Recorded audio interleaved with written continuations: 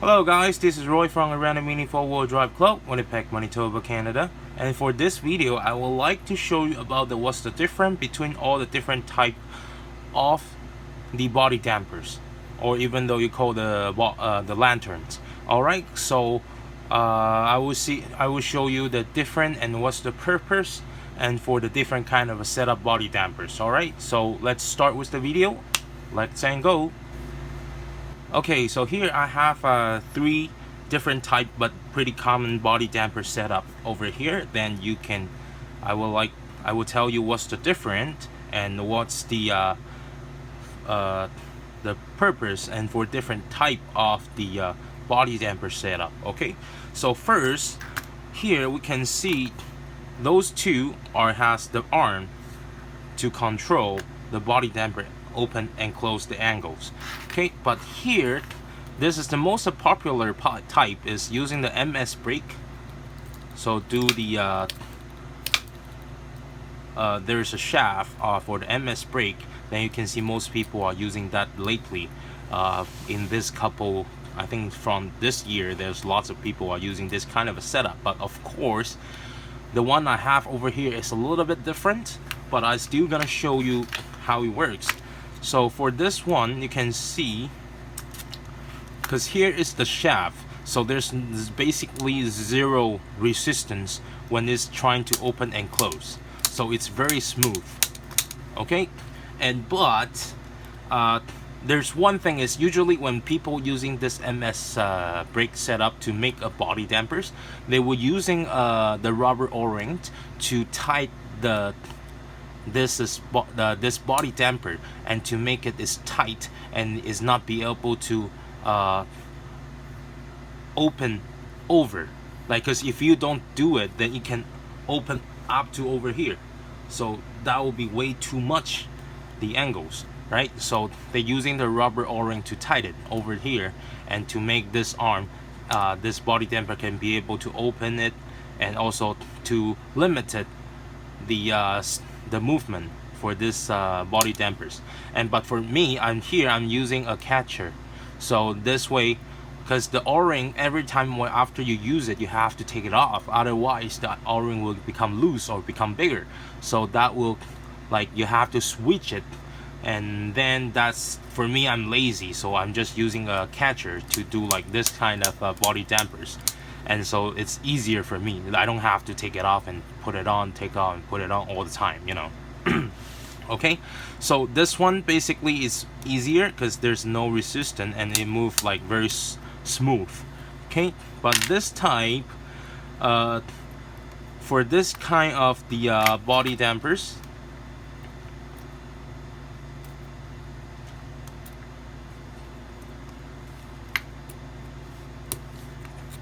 okay, so for this kind of a body dampers, all the movement and if you wanna make the body damper open more, like for example this one I only set up to here, so it's not open too big, like open up to here. No, I didn't do that. But if you want to change the angle, like I mean the space, only thing you have to do is just make this hole bigger, so you'll be able to move like more distance. Okay, so that's the difference between this kind of body damper setup and this type. Okay, so that's the point one.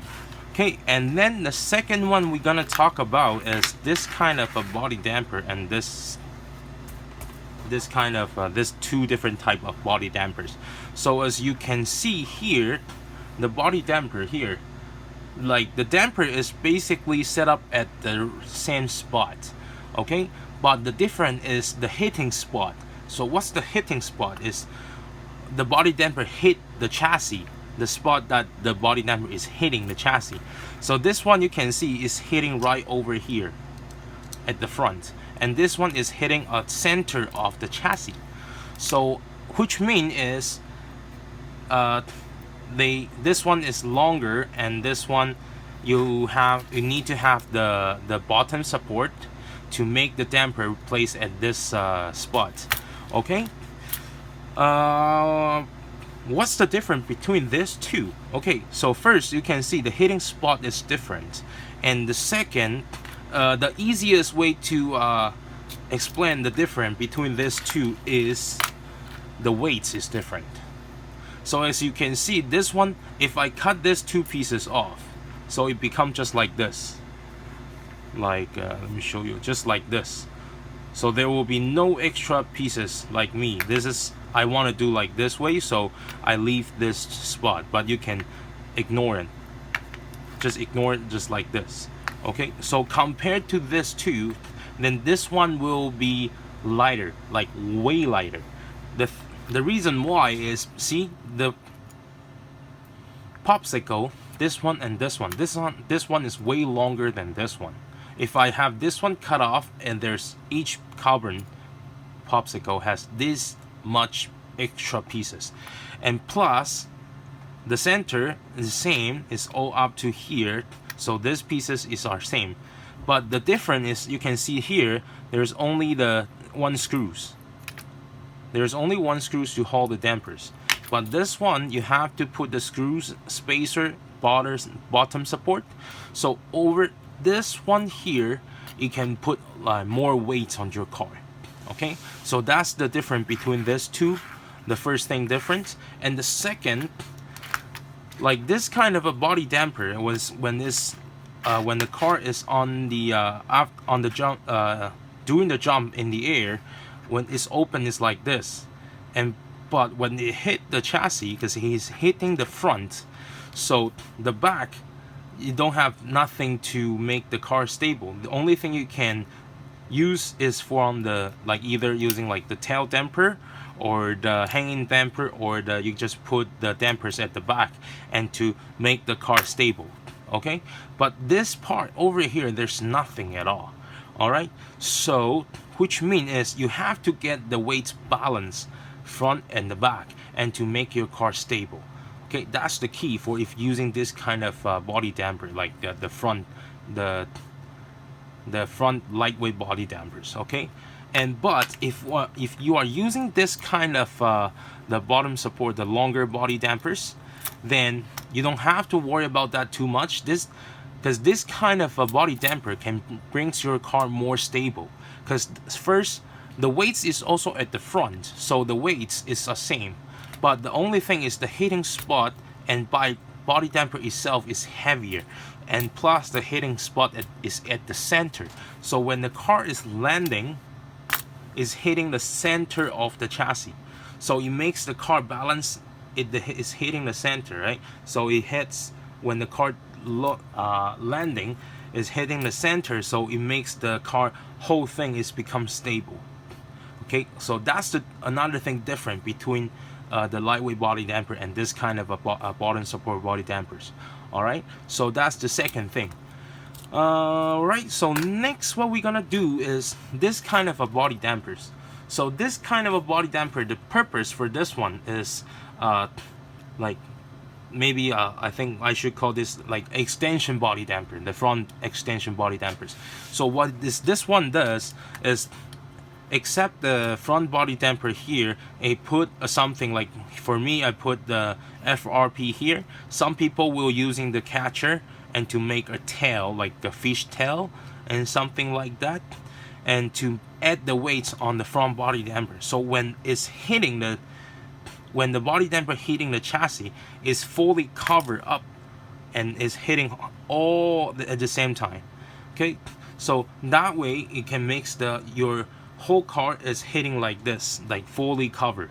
Okay, so that's the purpose for this kind of a body damper. But there's one thing for this kind of body damper, because there's a special purpose for this kind of body damper. Because remember, when your car jump, the body damper open, and all the weights from all the body damper is gonna all come to this point, like to the front. So which means your front is gonna be super heavy.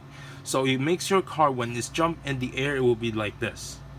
So this kind of setup is it's basically good for, you know, like those kind of a mountain jump, like I mean like the slope, but it's like bigger slope, and it's not like after slope and just down. It's like tabletop. So the tabletop mountain slope, those kind of a setup. Because especially for the mountain slope, there's more distance between on the floor and the after the on the top of the slope, because there's a distance at the center, there's a straight, so you can basically your car will still speed up. And when your car jump on that slope and this one open, and you can force your car the front totally down, so you can make your car, if that's a big slope, or even though you are facing to like let's say a regular slope but it's tabletop, but there's only one or two straight after, so you want to make sure your car can straight into the corner, then you can using this kind of a slope. But if there is a long jump on the regular slope, then you probably have to balance your car, make it better, because remember what I said is this kind of a body damper will totally make your car force your car like down like that. So it's very easy if your car face like that, and when your car is landing, then it will flip over. Okay, so this is the thing you have to be careful with. All right, so this is all for the front body damper.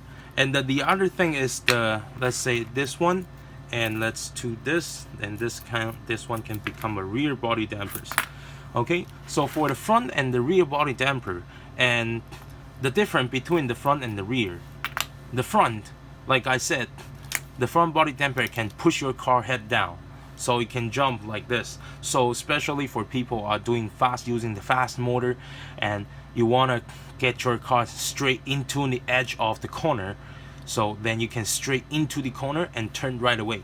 So that way you can using the front body dampers. And but if you are facing to like like a straight, then slope, then after slope there's a like 4, 5, 6 straight, there's a lot of distance for you to fly, then you better using the rear body dampers. Because the reason why is, when you are trying to jump far, then you can see people always like wave their hands, and then when they are going to jump, they will just put their hands up, then that force can make them to jump far. Okay, so it's same idea as the rear body damper. So when your car jump and this one open, and there is a force and make your car going up, so it can make your car stay in the air longer than landing. So this way, if you're trying to fly far, then you can using the rear body damper. That's pretty good choices. All right, so this is today's video. If you have any question, please leave your question and comment at the bottom. I will reply to you as soon as possible. Okay, and if you like this video, you want to see more video like this, please like, subscribe, and share this video. All right, thank you so much. Don't forget to press the bell, so if I have the new video, then you will know it right away. Thank you. I'll see you next time.